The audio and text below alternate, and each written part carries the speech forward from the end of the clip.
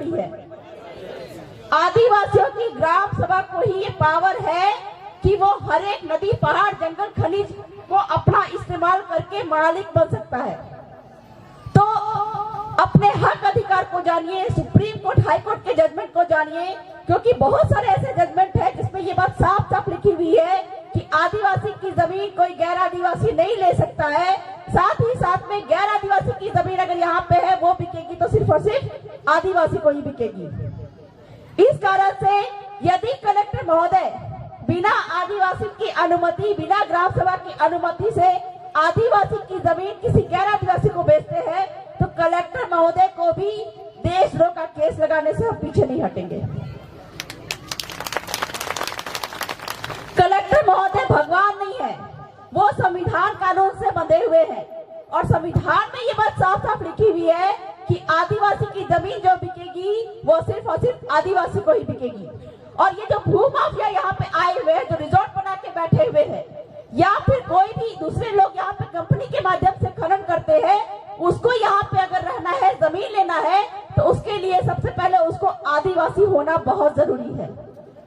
तो अपने अधिकारों को जानिए और जानने के बाद में यहाँ पे जो रिजॉर्ट बनाने वाले हैं, यहाँ पे जो नदी लेने वाले हैं, यहाँ पे जो तालाब लेने वाले हैं, यहाँ का पानी लेके दूसरी जगह पे देने वाले हैं, उनको अपने ग्राम सभा गमेती पटेल का व्यवस्था को इस्तेमाल करके पूछिए और जानकारी लीजिए। और कलेक्टर महोदय को ये सूचित करवाइए क्योंकि आपके 4 माई बाप है। कौन कौन?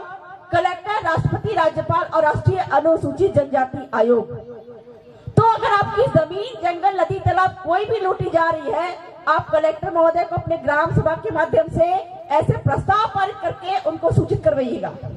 क्योंकि ऐसे ही ग्राम सभा बैठी थी, 15,000 लोग बैठे थे, ऐसे ही 272 गांव बैठे थे और 5 आंसू गैस की गाड़ी लेकर, 300 पुलिस फोर्स लेकर और 12 पुलिस अधिकारी गांव में आए थे। क्यों? कि उनको 10 लाख टन सोना चाहिए था झारखंड से। कलेक्टर महोदय को जमीन पे बिठाया गया। ये पावर किसके पास में है? आदिवासियों की ग्राम सभा के पास में।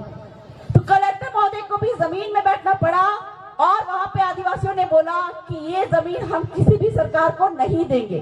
और आज तक उन आदिवासियों के पास में वो 10 लाख टन सोना आज भी जमीन में दबा हुआ है और जल जंगल जमीन आज भी बचा हुआ है।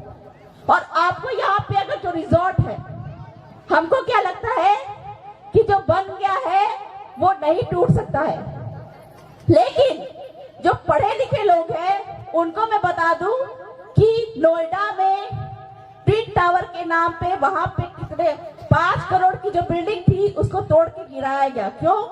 क्योंकि वो गलत तरीके से वहां पे बना हुआ था। आपकी जमीन अगर आदिवासी की जमीन है, सुप्रीम कोर्ट बोल रहा है कि गैर आदिवासी नहीं ले सकता है, तो वहां पे जो रिजॉर्ट बना हुआ है वो किसका होगा? अगर हम कोर्ट कचहरी में जाते हैं या कलेक्टर महोदय के पास में जाते हैं तो या तो कलेक्टर महोदय या कोर्ट जो है वो क्या बोलेगी कि चूंकि ये आदिवासी की जमीन है, किसी गैर आदिवासी को नहीं बिक सकती है, इसलिए या तो ये रिजॉर्ट को आप तोड़िए या फिर रिजॉर्ट छोड़ के आप जाइए। लेकिन आदिवासी की जमीन है तो ये आदिवासी के पास में ही जानी चाहिए। लेकिन हम कभी आपत्ति नहीं जताते हैं। क्यों? क्योंकि हमको लगता है कि जो चला गया है वो कभी वापस नहीं आएगा।